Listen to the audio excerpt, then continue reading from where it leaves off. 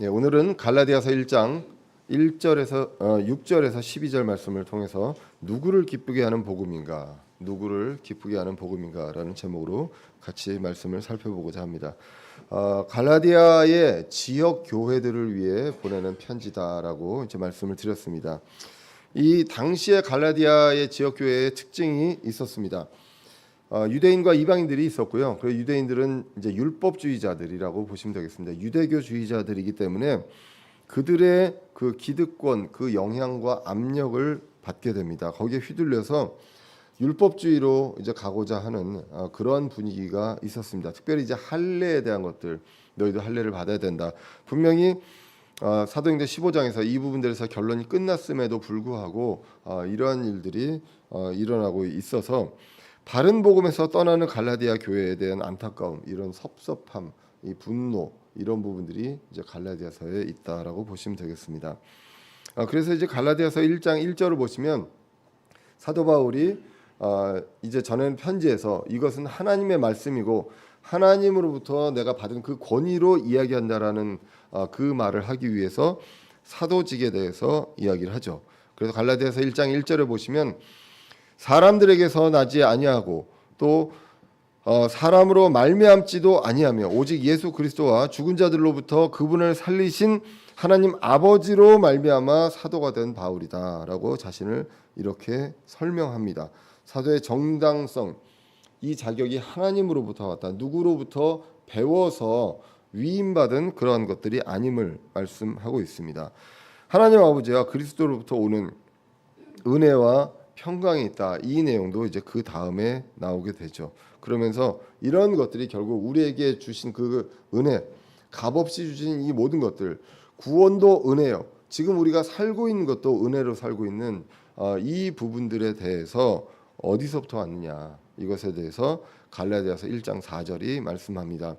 그분께서 하나님 곧 우리 아버지의 뜻에 따라 이 악한 현 세상에서 우리를 건지시려고 우리의 죄들로 인하여 자신을 주셨으니라고 기록합니다. 그래서 아버지의 뜻에 따라, 아버지 하나님의 뜻에 따라 아들 하나님이 이 땅에 오셔서 사람으로 오셔서 뭐 때문에? 우리의 죄들로 인해서 자신을 십자가에 주셨다라고 기록합니다. 이 세상은 어떤 현 세상이냐? 악한 현 세상입니다. 이 세상을 밝게 선하게 만들 수 없다라는 이 대전제는 우리가 성경적으로 피할 수 없습니다. 악한 현 세상이고 지금보다 또 앞으로가 더 악해질 것이다. 이것은 분명한 성경적 사실이다라는 것을 우리가 성경을 통해서 보게 됩니다. 그래서 아버지의 뜻에 따라 아들 하나님의 순종하심으로 우리에게 구원이 오고 그리고 은혜와 평강, 이 화평이 우리 삶에 오게 되었다라는 것입니다. 그렇기 때문에 이 모든 공이 누구에게 있습니까? 하나님에게 있습니다. 하나님에게 공이 있고 하나님에게 영광이 있다라고 성경 말씀이 이야기하고 있습니다. 사람들은 눈에 보이는 사람의 공으로 보기 쉽습니다. 그리고 잘 되면 나 때문에 잘 됐다라는 이야기를 하려고 하죠. 그리고 잘못되면 이거는 모두의 책임이고, 그리고 잘 되면 이건 내가 잘해서 한 것이야라고 얘기하기 쉬운데, 그리고 그 보이는 사람의 그 대상에 이제 흔들리게 되는 것들을 보게 됩니다. 그런데 우리는 이 영광, 이 모든 것들이 이루어진 것이 누구 때문이냐, 이 부분에 대해서 그 공은 하나님임을 우리는 잊지 말아야 한다는 것입니다. 다시 말씀드리지만 사람은 눈에 보이는 대상에 흔들립니다. 앞에 서 있는 사람, 그리고 내가 따르려고 하는 사람, 이런 것들에 흔들리고, 그리고 또 뭐에 흔들리냐면 다수에 흔들립니다. 다수가 이 방향으로 가면 이게 맞는 게 아닌가라는 것들로 흔들리게 된다는 것이죠. 그런데 우리는 그것을 넘어서 보이지 않는 하나님이 무엇을 원하시는지, 이 기준이 텍스트인 성경에 무엇이라고 나와 있는지, 다른 사람이 다 이쪽으로 갈지라도 성경이 이 길이라고 하면 그 부분에 대해서 올바르게 판단할 필요가 있습니다. 그런데 많은 상황에서 우리는 인간인지라 다수가 저쪽으로 가면 그 부분에 대해서 흔들리게 되죠. 내가 가는 길이 맞나, 이런 부분들에 대해서 이제 생각을 하게 됩니다. 아마도 이제 이 갈라디아 교회도 기득권이 있고, 말하자면 신앙의 선배잖아요. 유대인들이 있고, 그리고 선민 사상에 있는 사람들이 있고, 근데 이 사람들이 이것을 주장을 하고 또 많은 사람들이 그게 맞다고 하고 따라가려고 하면 그러면 그 부분들에 대해서 흔들릴 수밖에 없다는 것입니다. 근데 성경은 이야기합니다. 우리가 은혜로 받은 것이 얼마나 대단한 것인지. 그런데 이것을 쉽게 떠나가느냐라는 것이죠. 은혜가 있고 값없이 우리에게 주신 것이 있으면 거기다 뭘 더 바랄 게 있느냐라고 생각을 해야 하는데, 근데 많은 사람들은 거기다 뭔가를 얹습니다. 근데 그게 얻는 게 또 괜찮아 보이고 좋아 보이고 또 나쁜 뜻도 아닌 것 같고, 그렇게 되기 때문에 이런 부분들에 대해서 사람들이 흔들리게 됩니다. 그래서 바울은 굉장히 답답하다고 합니다. 이상하다, 도대체 이해할 수가 없다라는 내용을 말하고 있죠. 하나님은 사도 바울을 통해서 어떻게 보면 하나님의 답답한 마음을 쓰시는 것처럼 기록이 되어 있습니다. 갈라디아서 1장 6절입니다. 그리스도의 은혜 안으로 너희를 부르신 분, 그리스도 은혜 안으로 부르셨잖아요. 이 부르신 분을 너희가 이렇게 속히 떠나 다른 복음으로 옮겨가는 것을 내가 이상히 여기노라라고 말씀하고 있습니다. 천천히도 아니고 속히 떠나갔다고 이렇게 말씀하죠. 두 가지가 나옵니다. 그리스도의 은혜가 나옵니다. 바로 은혜의 복음이 나오고요. 그리고 다른 복음이 나오죠. 복음이 은혜의 복음이고 다른 복음으로 이제 분리해서 나오게 되고, 속히 떠났다고 말씀하고 있습니다. 그래서 공짜이기 때문에 그런 거 아니냐, 공짜의 값어치, 이 소중함을 잊었다라는 것으로 이제 보여지게 됩니다. 당시에 예루살렘 교회에서는요, 우리가 알고 있는 그 선언이 있었죠. 사도행전 15장에 있던 선언입니다. 뭐냐면 이방인들이 구원받을 수 있냐? 나중에 베드로가 거기 가서 이제 증언하는 것을 보고 이방인도 구원받을 수 있다. 그리고 그 다음에 할례가 필요하냐? 그렇지 않다. 이방인들의 그런 내용들이 이제 사도행전 15장에 나오게 됩니다.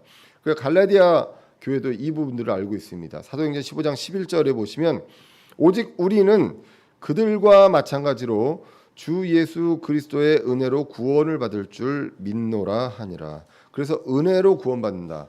유대인이건 이방인이건 모두가 다 은혜로 구원받는다라는 것이죠. 갈라디아서의 이 서신서의 기본 주제 중에 하나가 바로 하나님의 은혜입니다. 자유도 있고 믿음도 있지만 또 은혜도 있습니다.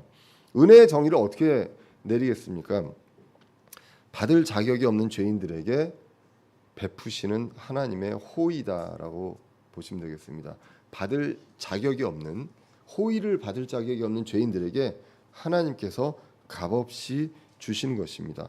그래서 오늘 갈라디아서 1장에서 은혜가 계속 나옵니다. 갈라디아서 1장 3절에도 나오고 오늘 6절에도 나오고 또 15절에도 나옵니다. 이 은혜로 주신 것이 가장 첫 번째 무엇이냐? 바로 구원입니다. 구원은 값없이 주시는 하나님의 선물이라고 성경이 기록하고 있습니다. 에베소서 2장 8절입니다. 너희가 믿음을 통해 은혜로 구원을 받았나니 그것은 너희 자신에게서 난 것이 아니요 하나님의 선물이니라라고 기록하죠. 그래서 자격이 없지만 이 부분들에 대해서 은혜로 구원을 주셨습니다. 그리고 값없이 주셨고 이것은 하나님의 선물입니다. 값없이 주셨기 때문에 누구도 자랑할 수 없다. 내가 열심히 해가지고 얻은 것이 아니다라고 이야기를 합니다. 자격이 없지만 값을 많이 내면 주십니까? 그렇지 않죠. 내가 너한테 이거 줄 만한, 너 받을 만한 자격은 안 되지만 이만큼만 주면 내가 내가 이거 받고 너한테 줄게. 이렇게 하지 않는 것이고, 노력하는 거 봐서 준다. 이것도 아닙니다. 주님께서는 선물로 이것을 주셨다라는 것이죠. 근데 사람들은 그렇습니다. 저도 그렇고요. 뭔가를 공짜로 주면 이거 싼 거 아닌가라는 생각을 하게 됩니다. 그래서 이 값어치를 같이 떨어뜨리고 그냥 이거 하찮은 거 아닌가라는 생각을 하게 되죠. 그래서 사람들이 뭔가 이벤트를 할 때 또는 뭐 강연을 하고 할 때 공짜로 강연하면 많이 빠진다. 그래서 좀 돈을 얼마 정도 내라고 하는 것입니다. 그래서 이게 뭐 어떤 수익을 내는 게 아니라 돈을 내면 내가 돈을 냈기 때문에 내가 이건 끝까지 들어야 되겠다. 이런 마음을 갖게 한다라는 그 의도로 하는 경우들이 꽤 있습니다. 그럼 그건 사람들의 어떤 심리가 어떠냐? 공짜면 이거 별거 아니네. 라고 생각하는 이런 것들이 있을 수 있다는 것이죠. 그래서 공짜로 주신 것이 하찮은 것이냐? 그렇지 않습니다. 천금을 주고도 살 수 없는 것. 예. 그러니까 값을 매겨가지고 살 수 없는 것을 공짜로 주신 것입니다. 그것이 바로 구원입니다. 그리고 공기도 값을 매겨서 할 수 없잖아요. 이 모든 것들, 이런 것들을 공짜로 주셨습니다. 빈부의 격차에 따라 살 수 있고 살 수 없는 것, 이런 것들이 아니라 아무리 부자라도 아무리 가난해도 모두가 다 할 수 없는 것, 이러한 부분들을 공짜로 하나님께서 주셨다라는 것입니다. 내가 어떻게 해야만 구원받을 수 있습니까? 이 죄의 대가를 어떻게 치를 수 있습니까? 죄들의 대가를 내가 죽어야만 합니다. 이건 불가능하잖아요. 내가 죽어야만 하는 것들을 아무도 할 수 없기 때문에 이것을 공짜로 하나님께서 주시고 그리스도가 대신 죽으심으로 우리에게 주셨다라고 성경이 기록하고 있습니다. 정말로 굉장한 은혜입니다. 이 은혜 안으로 부르신 분이 있습니다. 우리가 자발로 찾아간 게 아니라 부르셨기 때문에 왔는데 거기를 속히 떠나고 있습니다. 근데 떠나는데 또 그냥 떠나기만 하면 좋은데 다른 복음으로 떠났다라는 것이죠. 그것이 오늘 본문에 나오는 내용입니다. 그래서 속히 쉽게 어떻게 이렇게 떠날 수가 있느냐, 답답한 노릇이다라는 것입니다. 사람들은 값 주고 살 때 그 물건의 화폐 가치로 생각을 하죠. 근데 중요도도 그렇지만 그러나 구원은 공짜로 주신 것이고 이 귀한 복음, 값으로 살 수 없는 것도 복음으로 주셨습니다. 공짜로 주셨습니다. 그래서 다시 갈라디아서 1장 6절을 보시면 그리스도의 은혜 안으로 너희를 부르신 분을 너희가 이렇게 속히 떠나 다른 복음으로 옮겨가는 것을 내가 이상히 여기노라라고 기록하죠. 너희를 부르셨습니다. 우리를 부르셨다라는 것, 이것을 우리는 분명하게 기억을 할 필요가 있습니다. 내가 자발적으로 내가 어떤 뭔가를 다른 사람들보다 뭔가를 먼저 깨달아서 했느냐, 그것이 아님을 성경이 이야기를 하고 있고요. 그러면서 이제 다른 복음으로 넘어가는데 이 다른 복음은 그러면 그냥 원래 복음이 있고 그런데 이거랑 비슷하고 또 괜찮지만 그러나 조금 다른 이러한 복음이 아니라 완전히 왜곡된 복음이다라고 성경은 기록을 하고 있습니다. 그것이 오늘 7절에 기록이 되어 있죠. 그것은 또 다른 참 복음이 아니다. 참 복음이 있는데 또 다른 참 복음이 있는 것이 아니라 다만 너희를 어지럽히고 그리스도의 복음을 왜곡하려 하는 자들이 더러 있노라라고 말씀하고 있습니다. 그래서 왜곡된 복음이라는 것이죠. 참 복음은 은혜의 복음입니다. 성경에서 은혜의 복음이라고 나오고 또 그리스도의 복음이라고 나오고 또 바울이 뭐라고도 표현하냐면 나의 복음이다라고도 기록을 합니다. 나의 복음인데 내가 만들어낸 복음이 아니라 하나님께서 주신 계시로 주신 복음이요 그리스도의 복음이고 은혜의 복음이고 여기에 핵심인 그리스도를 증언하는 복음이다라는 것이죠. 로마서 2장 16절입니다. 이런 심판은 하나님께서 나의 복음대로 예수 그리스도로 말미암아 사람들의 은밀한 것들을 심판하실 그 날에 이루어지리라. 나의 복음인데 사도 바울이 전한 복음인데 거기에 핵심 무엇이냐? 예수 그리스도입니다. 예수 그리스도가 무엇을 하셨고 또 무엇을 하고 계시며 그리고 앞으로 무엇을 하실 것인지 이 부분들이 들어가 있는 나의 복음을 말씀하고 있습니다. 로마서 16장 25절입니다. 나의 복음과 예수 그리스도를 선포함에 따라 권능으로 너희를 굳게 세우실 분, 즉 세상이 시작된 이래로 은밀히 간직되었던 이 복음이 있습니다. 나의 복음이라고 말씀합니다. 여기도 핵심이 무엇입니까? 예수 그리스도를 선포하는 것입니다. 그것이 바로 바울의 복음 그리고 바울에게 주신 은혜의 복음 그리스도의 복음입니다. 디모데후서 2장 8절 한번 더 보겠습니다. 다윗의 씨에서 나신 예수 그리스도께서 나의 복음대로 죽은 자들로부터 일으켜지신 것을 기억하라 라는 것입니다. 사도 바울이 지시한 대로 한 것이 아니라 사도 바울에게 주신 그 복음에 나와 있는 그 내용대로 예수님께서 이것들을 하셨다라고 기록을 하고 있습니다. 그래서 하나님으로부터 사도의 권위를 부여받은 바울을 통해서 전해지는 이 그리스도의 복음, 은혜의 복음, 오직 하나님과 그리스도에게 영광이 되는 이 복음이 있고요. 이것이 바로 참 복음이고 그 외에는 다 다른 복음이고 다 왜곡된 복음입니다. 사람들은요, 저와 여러분들 저도 그렇습니다. 유행을 이제 따라가고자 합니다. 이게 참 그 신기한 게 옛날에는 뭐 우리 저 진짜 여러분들 그러겠지만 옛날에 그 뭐 옷을 입고 헤어스타일과 뭐 이런 것들을 했을 때는 그런 것들이 굉장히 그때 자연스러웠잖아요. 근데 그거 지금 보면 어떻습니까? 지금 보면 정말 촌스러워서 볼 수가 없잖아요. 예. 그런데 더 신기한 거는 그 시간이 더 지나가면 그 복고풍으로 나서 또 그게 유행이 되고 이제 그런 것들을 이제 많이 보게 됩니다. 유행을 쫓아가고 그리고 그냥 가만히 있으면 그 유행이 자연스러운 그런 것들이 사람의 습성이 아닌가 싶습니다. 우리가 사람들이 하고 지금 시대에는 이게 유행이야라고 했을 때 우리가 정말 성경을 통해서 다시 한번 돌아보지 않으면 정말 유행이 너무 자연스러워요. 그리고 다수가 그렇게 가고 있습니다. 그렇기 때문에 이 복음과 이 교회에서도 많은 다수가 그쪽으로 가잖아요. 자연스럽게 그렇게 갑니다. 그 종교 통합으로 가고 그리고 이제 어떤 그 바른 복음에서 떠나서 가는 것들을 보게 됩니다. 그런 부분들이 굉장히 자연스럽고 굉장히 멋있어 보이고 또 바람직해 보이기도 합니다. 그런데 우리가 성경을 돌아와서 보면 무엇을 얘기하고 있는가 이것을 이제 볼 필요가 있습니다. 고린도후서 2장 17절에는 이렇게 기록되어 있습니다. 우리는 하나님의 말씀을 부패시키는 많은 사람들 같지 않고 우리 사도 바울의 일행이잖아요. 그런데 하나님의 말씀을 부패시키는 많은 사람들이라고 합니다. 말씀을 바른 교리를 붙들고 있는 사람이 많냐 아니면 말씀을 부패시키는 사람들이 많냐라고 하면 말씀을 부패시키는 사람들이 훨씬 더 많습니다. 당시에 그랬으면 지금은 어떻습니까? 지금은 훨씬 더 많다는 것이죠. 그러면 그것이 유행으로 쭉 가면 그게 더 자연스럽잖아요. 그리고 그러면 별로 이렇게 분란도 없습니다. 그냥 좋은 게 좋은 대로 가게 되는 것이죠. 그런데 그럴 때 우리는 과연 지금 이 유행으로 가는 것이 성경에서 봤을 때 이게 이 방향과 맞는가 이런 부분들을 체크할 필요가 있다는 것이죠. 그래서 사람들은요 유행이 자연스럽기도 하고 또 다수에게서 제외되는 그 두려움이 있습니다. 그리고 다수와 비슷하게 지내고 싶은 그런 마음이 있습니다.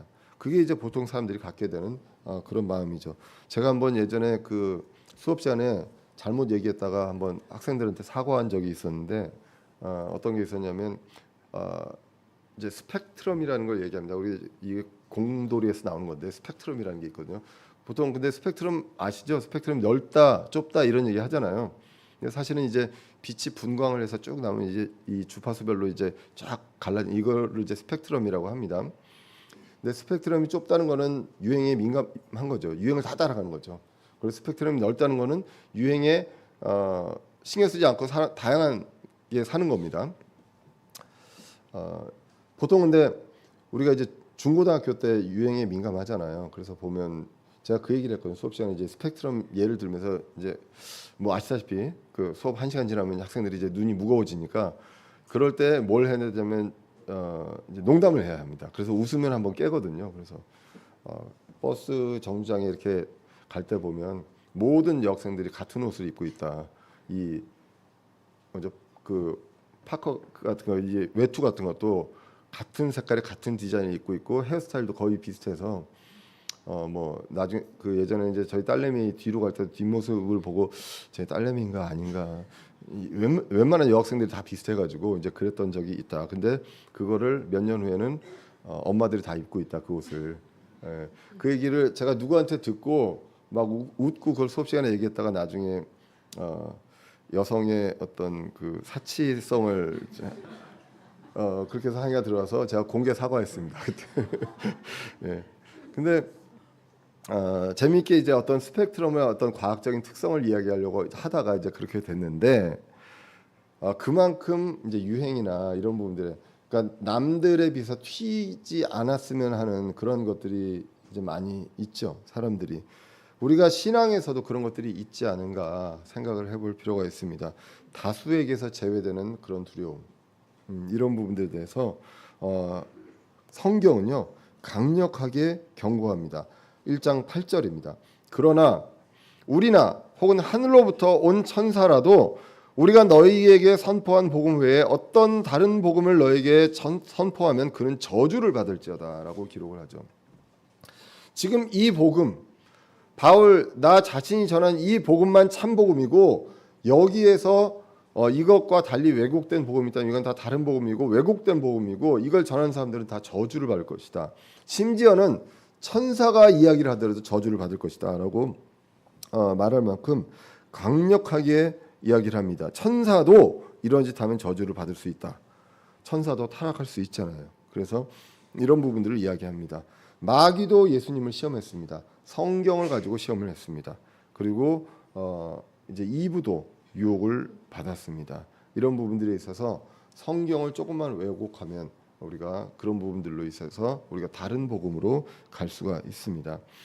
물론 이제 복음에는 여러 복음이 성경에 나옵니다. 이 은혜의 복음이 있고 그리고 성경 외에 또 다른 복음이 있다고 보시면 대표적으로 왕국의 복음이 있습니다. 사복음서에서 나오는 복음이고 유대인들에게 그리고 민족적인 회개를 촉구하는 그 복음입니다. 나중에 이제 하늘의 왕국 또 메시아가 다스리시는 그 왕국에 대한 그런 복음이 있습니다. 그래서 마태복음 24장 14절에 왕국의 이 복음이 모든 민족들에게 증언되기 위해 온 세상에 선포되리니 이제야 끝이 오리라라는 그 왕국에 대한 복음이 있습니다. 이것은 지금 이 시대에 여러분들에게 해당되는 복음이 아님을 알고 있습니다. 나중에 이제 천년 왕국이 오고 또 메시아가 다스리는 그 왕국이 올 때 그 복음에 대한 내용이고 그 하늘의 왕국이 오기 전에 반드시 무엇이 있어야 되느냐? 유대인들이 민족의 단위로 민족적인 회개가 있어야 되는 그때가 있습니다. 그래서 이제 그러한 복음이다라고 보시면 되고 또 영존하는 복음이라고 요한계시록 14장 6절에 나옵니다. 7년 환란기 끝에 천사가 전하는 심판에 대한 복음입니다.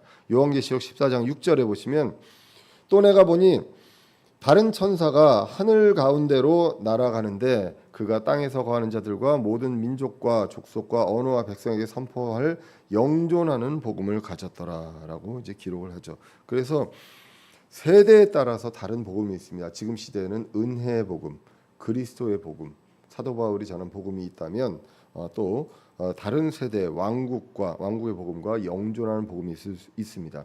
이 복음은 왜곡된 복음이냐? 그렇지 않습니다. 세대로부터 구분될 수 있는 그런 복음이고 그 외에 또 하나의 카테고리의 복음이 있다 하면 그것이 바로 다른 복음입니다. 이것은 왜곡된 복음이고 거짓 복음입니다. 그래서 우리가 이 거짓 복음, 다른 복음으로 속히 떠나가는 것을 이제 굉장히 강하게 책망하는 것을 보게 됩니다. 거짓 복음은요, 은혜의 소중함, 값없이 주시는 그 은혜의 소중함을 잊게 만들고 또 왜곡시키고 은혜 외에 다른 행위를 더 추가해서 그것을 요구한다라고 보시면 됩니다. 웬만하면 다른 복음은 그렇습니다.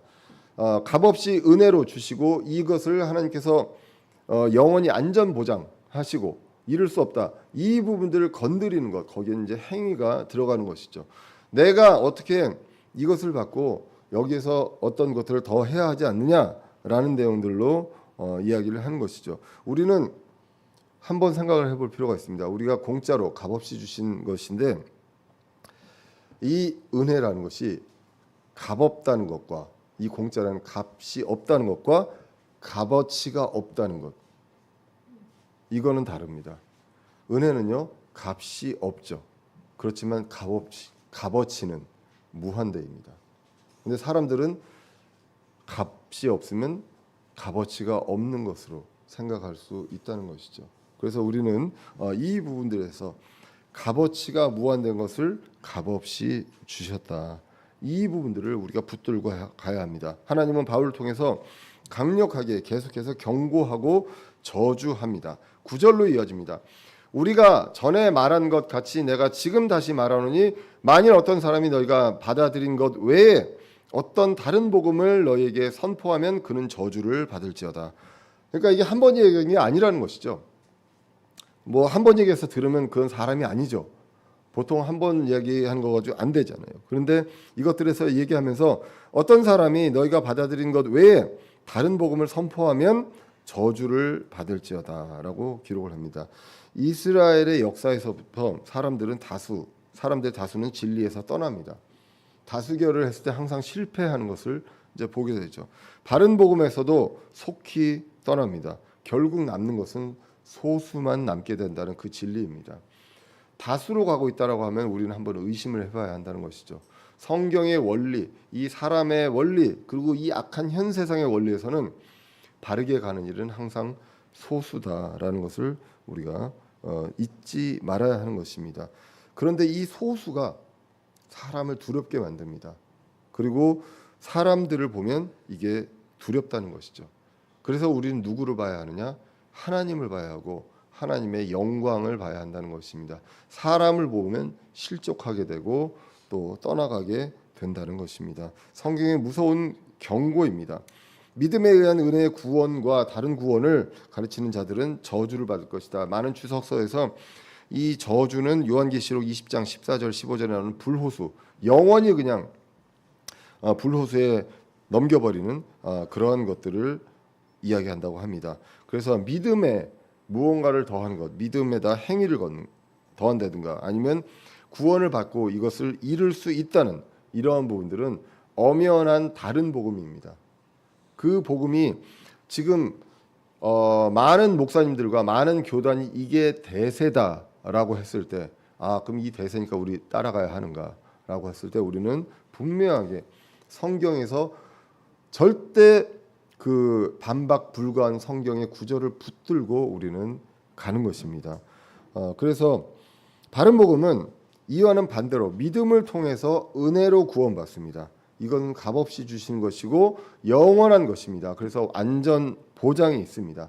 누구도 그것을 뺏을 수 없다라고 성경은 분명하게 말씀하고 있습니다. 로마서 8장 38절입니다. 내가 확신하노니 사망이나 생명이나 천사들이나 정사들이나 권능들이나 현재 있는 것들이나 장래에 있는 것들이나 높음이나 기쁨이나 다른 어떤 창조물이라도 능히 우리를 그리스도 예수 우리 주 안에 있는 하나님의 사랑에서 떼어놓지 못하리라라고 기록합니다. 이거 그래도 구원을 못 받는다는 게 아니라 하나님의 사랑에서 떼어놓지 못한다는 거 아니냐? 라는 건 말장난이죠. 시비 걸자는 것이죠. 하나님이 사랑하시는데 그래 너 사랑하니까 내가 너를 불호소로 떠나 보내노라. 이게 말이 안 되는 내용이잖아요. 이건 반박 불가지 않습니까? 천사도 이걸 못한다. 그 어떤 그 존재도 이걸 할 수 없다라고 분명하게 말씀을 하고 있습니다. 갈라디아서 1장 10절로 이어집니다. 내가 지금 사람을 설득하느냐 하나님을 설득하느냐 혹은 사람들을 기쁘게 하려고 했으느냐 내가 아직도 사람들을 기쁘게 한다면 결코 그리스도의 종이 아니리라라고 기록을 하고 있습니다. 여기서 이 설득한다는 것은 내가 좋은 방향으로 잘못된 걸 좋은 방향으로 설득한다는 게 아니라 이 뒤에 구절 기쁘게 한다는 걸로 봤을 때는 이제 좋은 뜻이 아니라 그냥 어떤 듣기 좋은 말로 해가지고 다른 것으로 이제 그 생각을 바꾸게 하는 것 이러한 것들의 의미가 바로 설득의 의미가 있습니다. 그래서 그냥 사람 듣기 좋은 말로 하는 것 그래서 그 사람들을 이제 설득하는 이러한 것들을 이야기합니다. 우리는 누구를 기쁘게 해야 하느냐라고 했을 때 하나님을 기쁘게 해야 한다고 합니다. 사람을 기쁘게 하려고 하면 그들 듣기 좋은 말도 하고요. 가끔 겁도 주면 됩니다. 그리고 다른 복음을 전파하고 그러면 교회가 커지게 되죠. 일단 사람들 기쁘게 하려면 사람들이 물어보는 미래에 대해서 이야기를 해주면 됩니다. 기도 방언 좀 하고 그다음에 하나님께서 이렇게 말씀하시네요. 예. 그러면 내일 이걸 선택하시면 됩니다. 좋잖아요. 예. 그렇게 하고 그리고 또 아프신 분 오면 또 한번 이렇게 안수해가지고 딱 해주고 그렇게 하고 또 가끔 가다가 겁도 줍니다. 이렇게 하면 벌 받습니다. 이렇게 하면 가족이 어떻게 됩니다.라고 하면 그러면 헌금 많이 하겠죠. 예. 그리고 지난주에 왜 빠지셨어요? 예? 지난주에 빠지셨기 때문에 하나님께서 분노하셨습니다. 하나님을 진노케 하셨습니다. 이렇게 하면 그 다음 주부터 잘 나오겠죠, 교회. 예? 그렇게 하고 하나님께서 이런 것들을 이 건물 이렇게 좋은 이 예배당 짓는 것을 기뻐하십니다. 그렇게 하고 하면 많이 헌금하겠죠. 이런 것들을 할 것이냐, 아니면 좁은 길로 소수로 갈 것이냐. 기득권의 공격을 받고 또 고난을 받고 핍박을 받아도 하나님을 기쁘게 하는 쪽으로 가는 것, 이것이 바로 그리스도의 종이다라고 오늘 본문이 이야기를 합니다.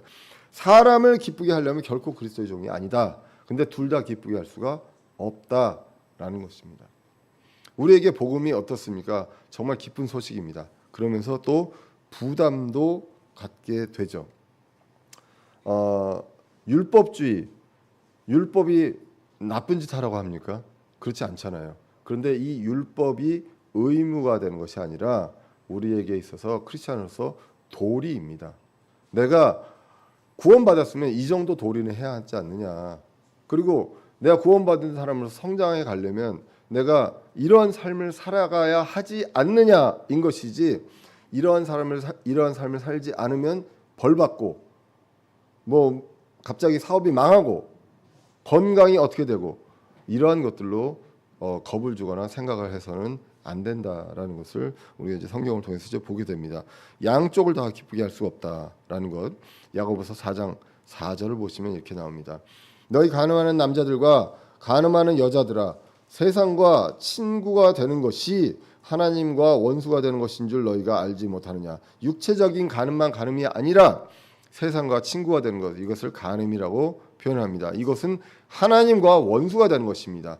그 사람들과 친하게 지내고 기쁘게 하고 이렇게 되고 사람을 기쁘게 할 수 있지만 그런 경우 하나님과 원수가 된다라고 기록을 하고 있습니다. 그런데 계속 말씀드리지만 사람들은 보이는 대상에 신경을 쓰게 됩니다. 그래서 사람을 보게 되죠.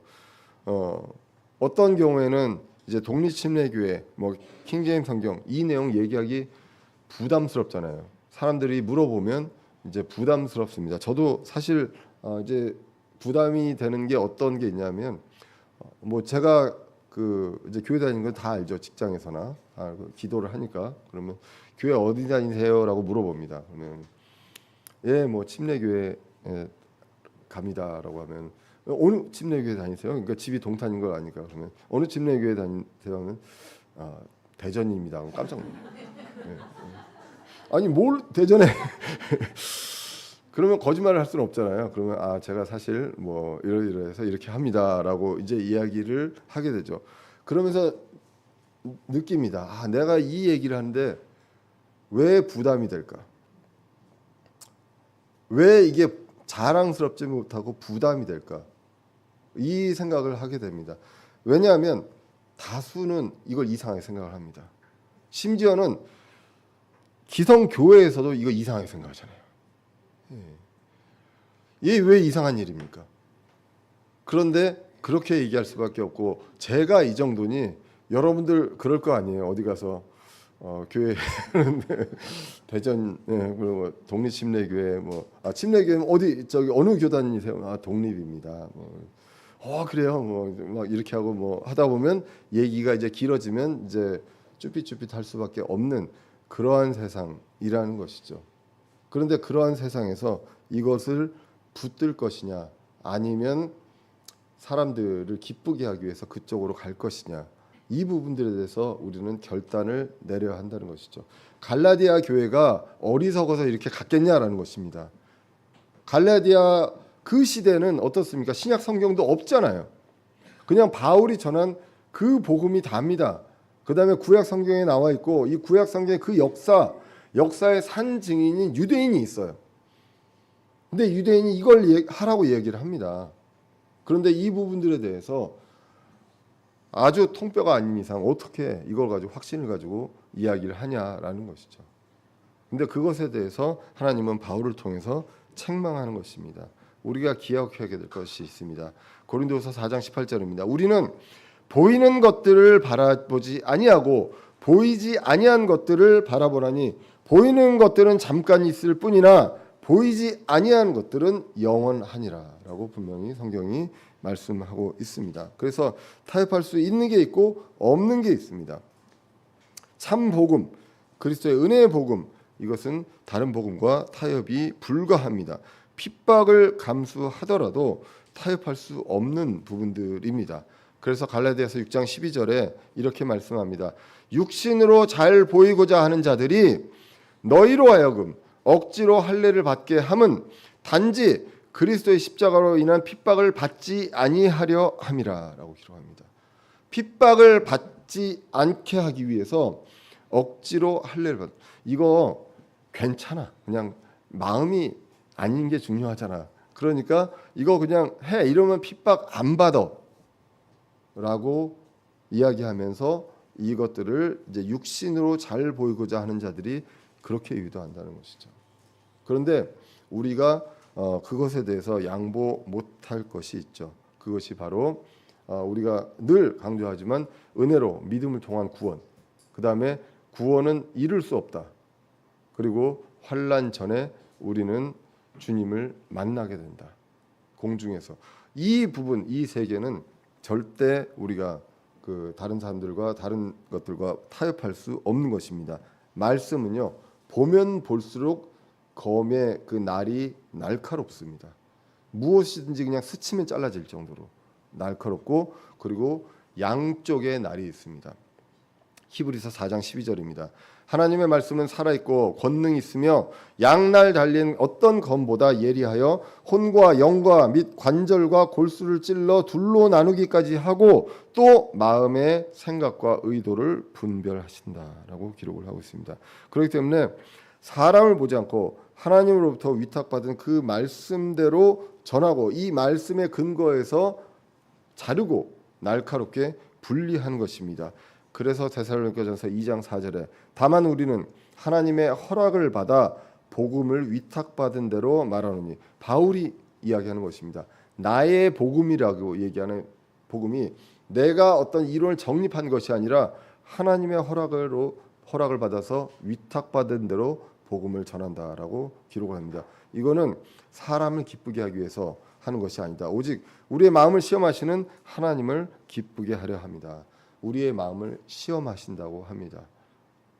우리의 마음이 유행으로 끌려가려고 할 때, 그리고 조금 더 쉬운 길로 가려고 할 때, 그것들에 있어서 이것이 하나님을 기쁘게 하는 것인가, 이 부분들에 대해서 말씀의 근거에서 우리는 볼 필요가 있다는 것입니다. 그래서 바울은 이렇게까지 자신합니다. 나의 복음, 내가 선포한 복음 외에는 안 돼 라고 얘기할 정도로 하는데, 그 근거가 뭐냐는 것이죠. 그것이 이제 11절에 나옵니다. 그러나 형제들아, 내가 너에게 확실히 알리노니 내가 선포한 복음은 사람을 따라 나지 아니하니라. 내가 어떤 문파로부터 어떠한 선생으로부터 받은 것이면 뭐 그렇다 치더라도 그런 게 아니라 사람을 따라 나지 않았다라고 이 복음에 대해서 이야기를 합니다. 그러면서 12절에 나는 그것을 사람에게서 받지도 아니하고 배우지도 아니하였으며 다만 그것은 예수 그리스도의 계시로 말미암았느니라라고 기록합니다. 그래서 이거는 사람한테 배운 게 아니다. 어떤 선생으로 배운 게 아니라 주 예수 그리스도가 계시로 나에게 보여주셨다라는 것입니다. 그래서 이 예수 그리스도의 계시를 The Revelation of Jesus Christ 이렇게 나옵니다. 그래서 Revelation 하면 이게 요한 계시록의 계시입니다. 그래서 사도 요한한테 보여주신 것처럼 바울에게도 보여주셨다라고 이제 보게 됩니다. 그게 이제 사도행전 9장일 수도 있고요.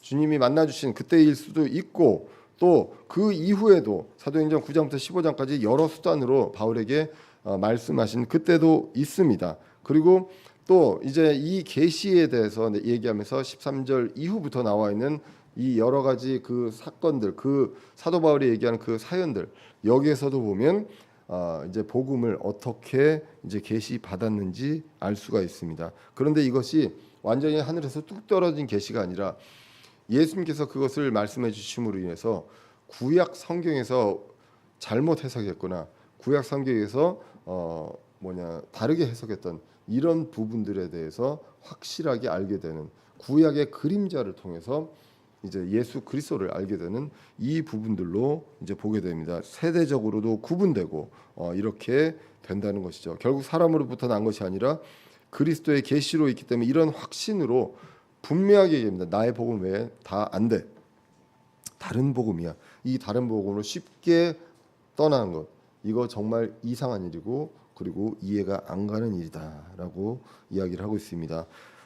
그래서 다수의 사람들을 보고 그들을 기쁘게 하는 것이 아니라 사람을 기쁘게 하는, 하나님을 기쁘게 하는 쪽으로 이제 가야 합니다. 사람들의 귀에 거슬리더라도 하나님의 영광을 봐야 합니다. 똑같은 일을 이야기하더라도 이건 하나님께서 하라고 하신 거로 한 겁니다라고 겁을 주는 것이 아니라 구원받았으면 이 정도 도리는 해야 되지 않을까요? 이게 성경적으로 맞는 것이지 하나님께서 구약 성경의 율법을 가지고 이렇게 했기 때문에 이런 경우 하나님께서 이스라엘에게 주신 저주처럼 여러분들에게도 저주를 주실 것입니다. 이것에 대해서는 우리가 성경을 세대를 분리해서 봐야 한다는 것입니다. 내가 공짜로 받은 은혜의 구원이 있습니다. 그 외에 다른 것을 요구하면 그것은 다른 복음입니다. 그리고 지체들에게도 그 외의 것들을 요구하면 안 된다는 것이죠. 다 똑같이 은혜로 값없이 그 모습 그대로 구원을 받았습니다. 그래서 지금도 은혜로 우리는 살고 있습니다. 구원도 은혜요. 지금 저와 여러분들이 지금 이 자리에서 살고 있고 우리가 공동체로 모여서 이렇게 지내는 것도 값없이 주님께서 주신 은혜다라는 것이죠. 고린도전서 15장 10절입니다. 하나님의 은혜로 내가 지금의 내가 되었으니 내게 베푸신 그분의 은혜가 헛되지 아니하며 내가 그들 모두보다 더 많이 수고하였으나 내가 아니요 나와 함께 하신 하나님의 은혜로다. 구원으로도 은혜를 받았고 사도 바울이 이렇게 수고하는 것도 내가 잘나서 수고하는 것이 아니라 이것조차도 하나님의 은혜다. 우리가 어떤 사역을 하고 어떤 일을 해도 이것이 내 공로가 아니고 하나님의 은혜다라는 고백이 이루어져야 하겠습니다. 이 은혜에 감사하면서 값을 매길 수 없는 이 구원에 대한 이 바른 복음을 우리가 붙들고 다른 사람 눈치 보는 것이 아니라 그 바른 길로 인도하는 그 복음을 붙들고 주님 다시 오시는 날까지 살 수 있는 저와 여러분들 되시기를 간절히 기원합니다. 기도하겠습니다. 살아계신 우리 하나님 아버지, 오늘도